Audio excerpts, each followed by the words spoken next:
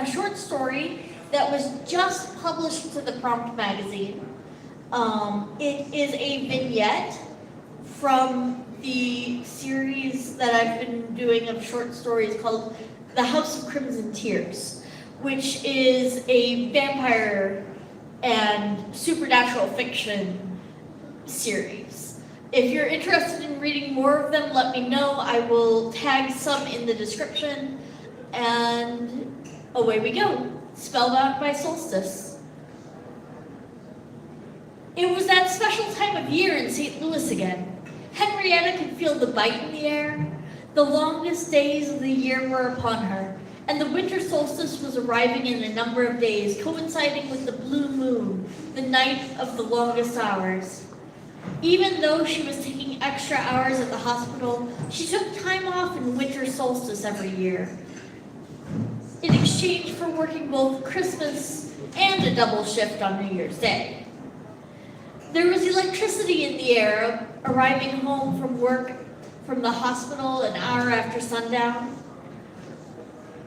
The Lady Antinov was entertaining a visitor in the living room with an old Victrola phonograph that was playing jazzy records from the 1930s.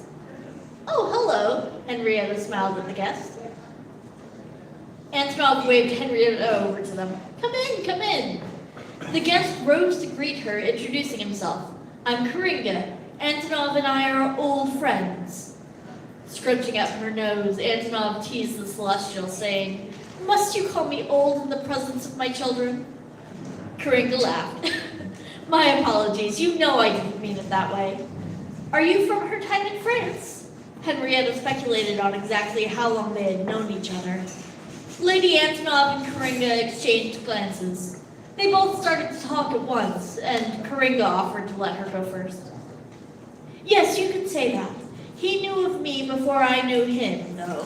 My reputation preceded me somewhat at the Opera Municipale."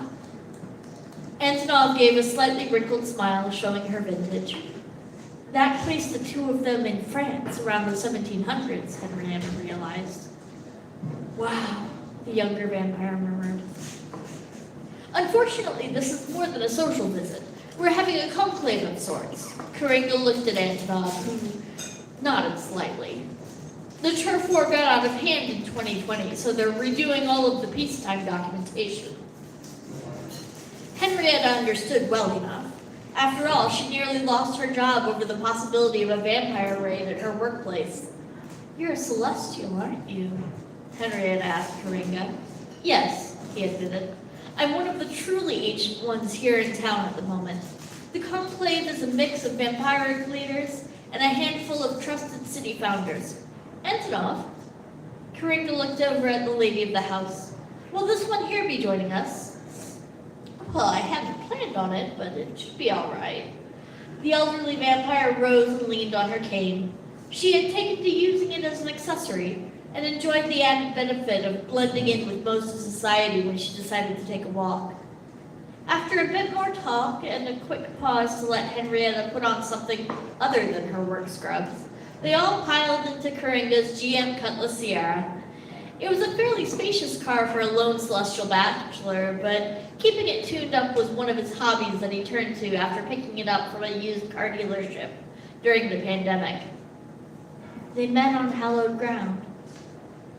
Calvary Cemetery, a foggy location with ghostly men and women leaning against their tombstones spattered throughout the grounds. August A.P. Shuto and a chief of the Kaskaskian tribe were two of the ghosts in attendance at the conclave, as well as many vampires and other supernatural beings. Notably, Candida the Hunter was there. Magecraft the Specialist and former Missouri Secretary of State Charlotte Junot presided over the event. Candida gave Antinov a cold nod, which Antinov returned with a mild smile, gripping her cane a little tighter than she normally chose to. Kiringa rubbed Antinov's back in support briefly as he stood beside her. With everyone assembled, Junot called the meeting to order underneath the full moon, just outside the mausoleum. She stood on the steps near the doors, invited them all inside.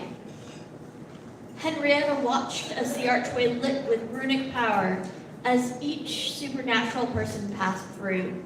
Red for demons, icy white for vampires, blue-white for ghosts. No light at all for humans. The lone werewolf in attendance chose to enter last, runes glowing in eerie red-orange, closing the door behind him. The table stood in the middle of the room, normally filled with pews for the morning, now cleared to the sides for the standing room only group. In the center of the table was a laminated map of the greater St. Louis area, as well as another map of the Missouri area. It was covered in marker by the end of the night, with each present clan drawing and requesting their borders as well as stickers in certain locations to indicate no hunting zones, such as a college campus, a hospital here, or a school there. All schools, they eventually decided. Some large businesses were also represented with other stickers to ensure they were accounted for as potential sources of nourishment, or places where a truce might be made with the CEO or COO as a private hunting or no hunting agreement. Candida the Hunter slammed her fist on the table. I motion we remove all parks and playgrounds from the hunting map. She looked around the room at the otherworldly creatures. What self-respecting vampire hunts children anyway? There was immediately a raucous response to her statement. We'd starve. There are more playgrounds than there are parks, and parks have playgrounds somewhere on them, or more, Henrietta piped up. There was a murmuring and shuffling of feet. Antinov tilted her head. Candida raises a fair point. Children are already tabooed to hunt or turn.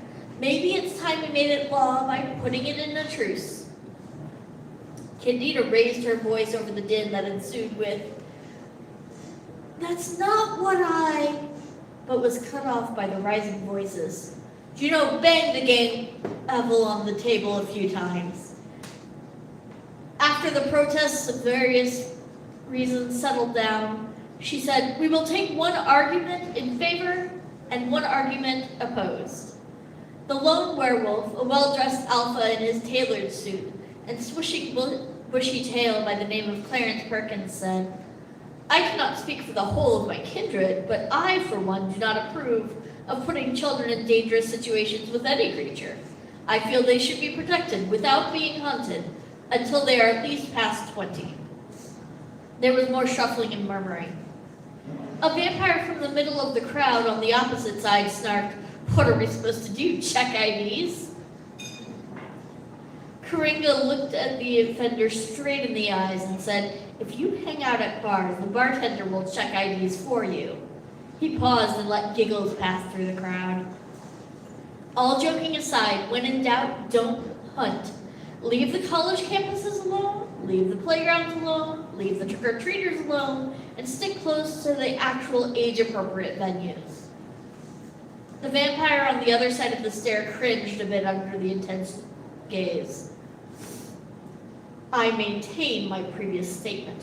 Bring it to a vote.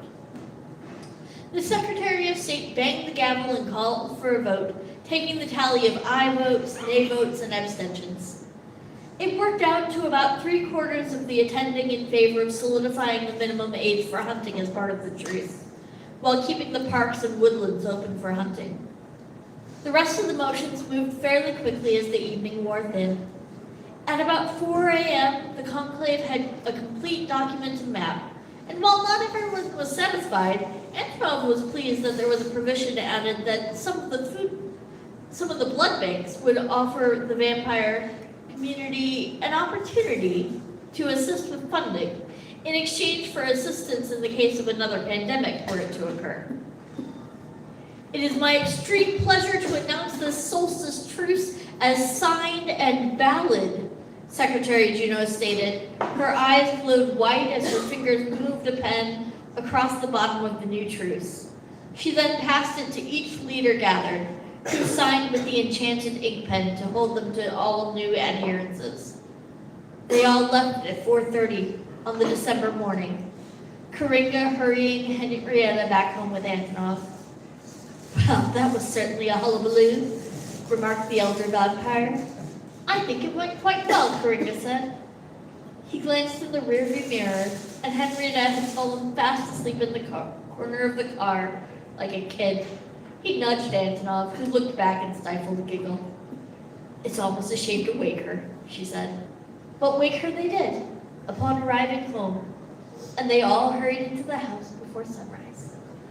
Thank you. Give it up for Victoria! So Victoria, when you said it was like illegal to hunt like children, I was Yeah. thinking, what if our poet teacher was a vampire and just was like a little snackish for lunch and like just drain the kids just a little bit? No. And she's like, no. No.